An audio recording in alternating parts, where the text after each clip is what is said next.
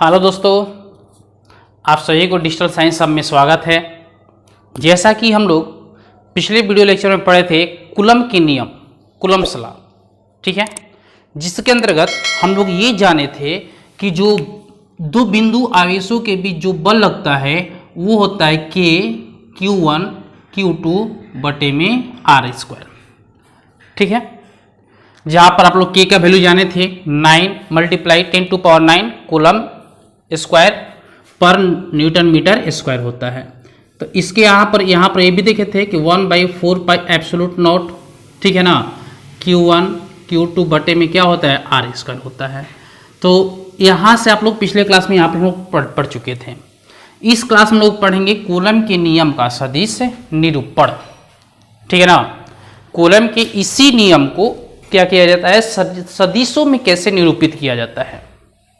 तो मानकर चलते हैं कि दो बिंदु आवेश है, दो बिंदु आवेश जो है हम लोग एक्सिस पर डिनोट कर देते हैं। मान लीजिए क्या आप जानते हैं कि क्या है, ये एक्स एक्सिस है और क्या है ये वाई एक्सिस है, ठीक है। दो बिंदु आवेश मान लिया कि एक यहाँ पर आवेश है और इसको हटाकर थोड़ा यहाँ नज़दीक कर दे, एक यहाँ पर आवेश है और एक ठो यहाँ पर आवेश है। तो देखिए यहाँ का आवेश जो है वो आपका Q1 है, यहाँ पर आवेश जो है वो क्या है Q2 है, समान आवेश है। तो समान आवेश जानते हैं कि एक दूसरे को क्या करती है, प्रतिकर्षित करती है। तो यहाँ पर देखें तो यहाँ ये आपका ओरिजिन है, तो यहाँ से यहाँ की जो स्थिति होगी Q1 की स्थिति होगी, कहा है तो Q1 की दूरी बोल सकते हैं। यहाँ पर पॉइंट A है और यहाँ पर पॉइंट क्या है B है। तो यहाँ की जो स्थिति होगी Q1 की जो स्थिति होगी मूल बिंदु के सापेक्ष वो है आपका R1, ठीक है, क्या है R1 है। तो हम लिख सकते हैं यहाँ पर ध्यान दीजिएगा कि R1 जो है वो क्या चीज है, Q1 आवेश Q1 की स्थिति किसके सापेक्ष, किसके सापेक्ष, मूल बिंदु के सापेक्ष, स्थिति मूल बिंदु के सापेक्ष, ठीक है ना। उसी तरह से जिसको हम लोग बोल सकते हैं Q1 की पोजीशन वेक्टर, पोजीशन वेक्टर जिसको हम लोग स्थिति सदिश बोलते हैं, ठीक है। वो क्या है आपका है OA। इस R1 को हम लोग OA वेक्टर भी बोल सकते हैं, ठीक है ना। उसी तरह से इस Q2 का जो पोजीशन वेक्टर होगा, Q2 का जो पोजीशन वेक्टर होगा क्या होगा, R2 होगा। नहीं तो हम R2 लिख सकते हैं क्या चीज, OB। ये लिख सकते हैं Q2 की स्थिति सदिश, होगा ना, कोई दिक्कत।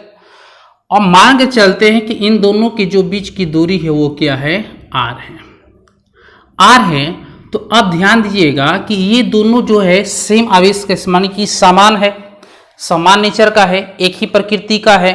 तो जब एक ही प्रकृति का होता है तो एक दूसरे को क्या करता है, दूर भागता है, दूर भागता है। तो दूर भागने का मतलब क्या करेगा यहाँ पर कि ये जो है A वाला जो आवेश है Q पर बल लगाएगा और B वाला आवेश जो है वो Q1 पर बल लगाएगा, है या ना।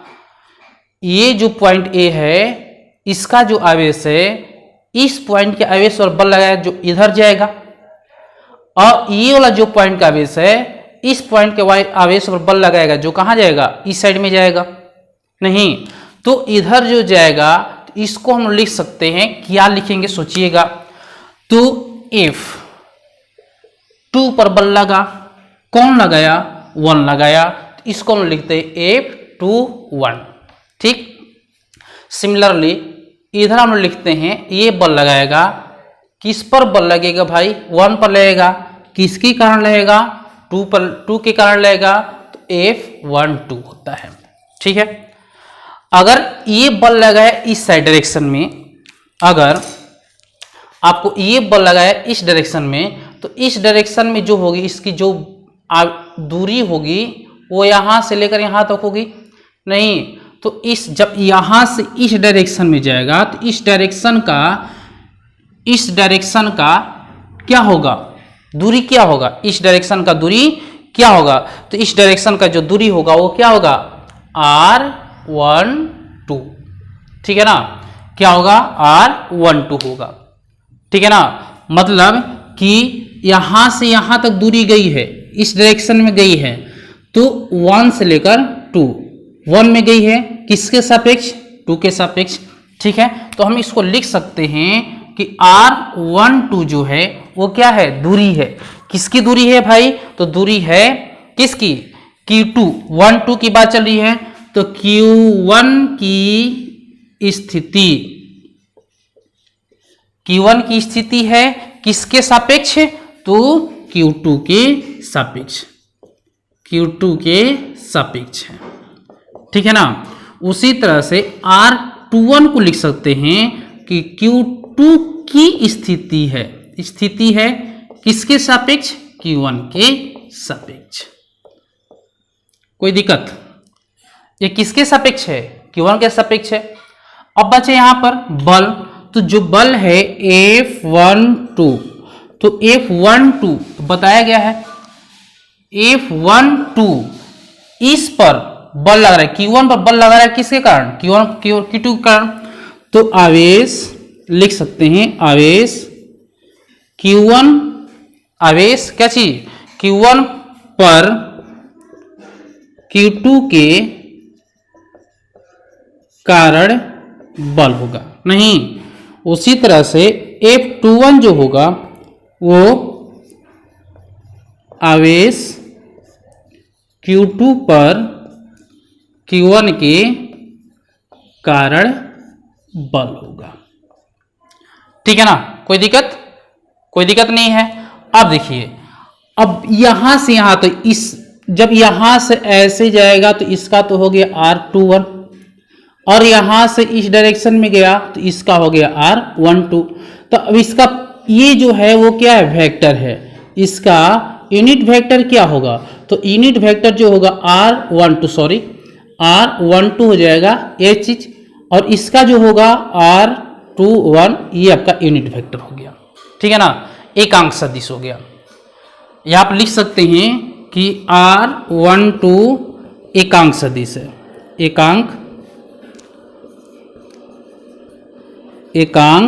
सदिश किसका है भाई, तो यहाँ पर ऐसे लिख सकते हैं हम लोग, R12 वेक्टर का एकांक सदिश, ठीक है ना। उसी तरह से यहाँ पर लिख सकते हैं R21 वेक्टर का एकांक सदिश। कोई दिक्कत, सारे पॉइंट हम लोग समझ गए। तो अब हम लोग देखिए कूलम का नियम क्या कहता है। तो कूलम के नियम, जो बल होता है, बल क्या है, एक सदिश राशि है, और सदिश जो होता है उसके परिमाण के साथ साथ क्या होता है, डायरेक्शन भी होता है। तो यहाँ पर जो आपके लिखा गया है फॉर्मूला, तो ये जो फॉर्मूला है वो आपका परिमाण है, मैग्नीट्यूड है, ये क्या चीज है, मैग्नीट्यूड है, ठीक है ना। तो इसके साथ साथ भी क्या होगा, डायरेक्शन भी होगा, साथ साथ क्या होगा, डायरेक्शन होगा। तो वहां पर डायरेक्शन में ध्यान दीजिएगा। अब देखिए, तो अब यहां पर जो कूलम के नियम के अनुसार से F इक्वल टू क्या होता है, K Q1 Q2 बटे में R²। अगर आप इसको ऐसे नहीं लिखना चाहते हैं तो आप लिख सकते हैं 1/4 पाई absolute not into Q1 Q2 बटे में क्या चीज, R²। तो अब ये क्या हुआ, ये आपका बल हो गया। अब देखिए, अब 1 2 पर बल लग रहा है, 1 2 पर बल लगेगा, यानी जो Q2 आवेश है Q1 पर बल लगाएगा तो F12 हो जाएगा। तो F12 हो जाएगा तो इसकी अनुदिश जो डायरेक्शन है वो क्या चीज है, आपका ये है, तो हम लिख सकते हैं 1 2, ठीक है ना। लेकिन ये सिर्फ क्या हुआ, परिमाण हुआ, ये क्या हुआ, सिर्फ और सिर्फ परिमाण हुआ। तो इसके साथ क्या करेंगे हम लोग, यूनिट वेक्टर भी ऐड करेंगे, ठीक है ना। तो ये तो क्या किया, ये परिमाण हुआ, मैग्नीट्यूड हुआ, और ये डायरेक्शन बता रहा है कि इस डायरेक्शन में जा रहा है, ठीक है। उसी तरह से हम लिख सकते हैं 2 1, ये फर्स्ट इक्वेशन मान लें हम लोग। तो हो सकता है 1/4 पाई absolute not Q1 into Q2 बटे में R21, क्योंकि इसका डायरेक्शन क्या है, इधर है। ये 2 पर बल लगाया है किसके कारण, A के कारण। 2 पर बल लगा है किसके कारण, A के कारण बल लगा है, ठीक है ना। और इसका जो डायरेक्शन होगा, देखिए कि इसका यूनिट वेक्टर क्या है, FR21 ऐसे है, ठीक है ना। कोई दिक्कत नहीं, दिक्कत है। अब जरा ध्यान दीजिएगा, ये देखिए ये डिस्टेंस जो है यहां से यहां का है, चाहे यहां से यहां का है, यहां से यहां, जैसे हम बोल सकते हैं जो डिस्टेंस AB है वो B दोनों बराबर हैं, क्योंकि एक ही दूरी है, लेकिन डायरेक्शन क्या है, अपोजिट है। डायरेक्शन क्या है, अपोजिट है, ठीक है ना। तो इसलिए जो R12 जो होगा वो माइनस R21 होगा। डायरेक्शन क्या हो गया, अपोजिट, ठीक है ना। लेकिन परिमाण की बात की जाए तो परिमाण जो R है, जो R की वैल्यू है अब क्या है, mod R12 mod minus R21, ये आपका है नहीं। तो अब क्या करते हैं हम लोग, ये देखिए दोनों के दोनों सेम हैं, तो हम लोग क्या करते हैं, इसके जगह पर रिप्लेस करके हम इसको वैल्यू रखते हैं। तो लिख सकते हैं R12 ठीक है ना, का मान 1 में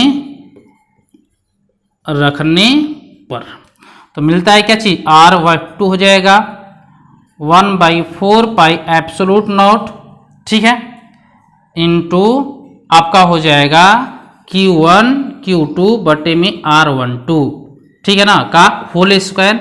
अब यहां पर रखेंगे क्या चीज, माइनस R21, ठीक है। तो अब देखिए सॉल्व किया जाए यहां पर, तो अब यहां पर चले आते हैं हम लोग इधर इस डायरेक्शन में, देखिएगा ध्यान दीजिएगा।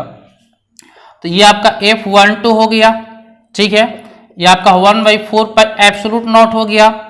अब देखिए इधर Q1 इंटू Q2 बटे में R12, ठीक है ना, क्या होगा R12। तो R12 जब यहां पर डायरेक्शन चेंज हुआ तो यहां पर भी क्या होगा, आपका चेंज होगा, 21 होगा, क्या होगा 21 होगा। तो अब यहां पर हो जाएगा क्या चीज, 21 इंटू R21 का कैप, ठीक है ना। तो ये आपका माइनस में हो जाएगा, किसमें हो जाएगा, माइनस में हो जाएगा। तो F12, अब देखिए ये जो पूरा वैल्यू जो है वो क्या है, ये पूरा वैल्यू क्या है, ये वाला है, तो माइनस F21। अब देखिए यहां पर ये चीज आपको निकला, ठीक है ना। तो ये चीज बताता है, इसी को हम लोग क्या कहते हैं, कूलम के नियम का सदिश निरूपण, vector form of Coulomb's law, ठीक है ना। इससे क्या हमें जानकारी मिलती है, इसकी जानकारी हमको ये मिलती है कि ये जो होता है वो न्यूटन के तृतीय गति के नियम को पालन करता है। एक्शन रिएक्शन आप लोग जानते हैं, क्रिया के विपरीत प्रतिक्रिया, इस नियम को क्या करता है, ये पालन करता है। तो कूलम के सदिश निरूपण से हमें क्या जानकारी मिलती है, तो हमें जानकारी मिलती है कि ये जो होता है वो एक्शन रिएक्शन यानी न्यूटन के गति के तृतीय नियम को क्या करता है, ये आपको पालन करता है, ठीक है ना। तो इस तरह से आप लोग क्या कर सकते हैं, इसको डिनोट कर सकते हैं। कोई परेशानी नहीं होनी चाहिए, तो क्लियर हो गया। अब बढ़िया समझने के लिए क्या करें कि एक बार फिर से इस वीडियो को देख लें, ठीक है, ताकि वहां पर क्या हो जाए, क्लियर हो जाएगी। कोई प्रॉब्लम नहीं है। अगर आपको वीडियो पसंद आई हो तो कृपया इसे लाइक करें, शेयर करें और सब्सक्राइब करें, कमेंट जरूर करें, बताएं कि आपको ये वीडियो कैसा लग रहा है, ठीक है। धन्यवाद।